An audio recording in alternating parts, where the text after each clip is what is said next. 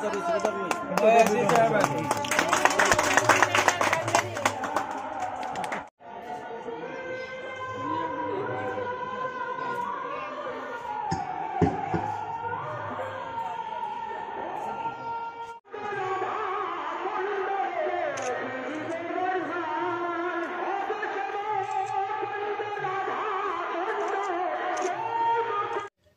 সেটা শুরু করি গত ফার্স্ট খারিফ মানে আউট সিজনে, এবং উপতাকালীতে সেটা করা হয় আমন সিজনে।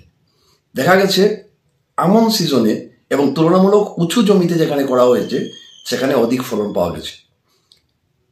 এবং সবচেয়ে আশ্চর্যজনক ব্যাপার হচ্ছে সেই 28 জন কৃষকের যে গ্রুপ, তাদেরই মধ্যে যে গ্রুপ লিডার আছেন ওনার চেষ্টায় বহিরাজ্যের সংস্থার সাথে এটা মার্কেটিংয়ের চেইন তৈরি হয় এবং ভেরি লুক্রেটিভ প্রাইসে প্রতি কেজি 80 টাকা দামের চাল বিক্রি যে প্রস্তাব গৃহীত হয়েছিল, তার কার্যকরী পদক্ষেপ আমরা নিয়েছি।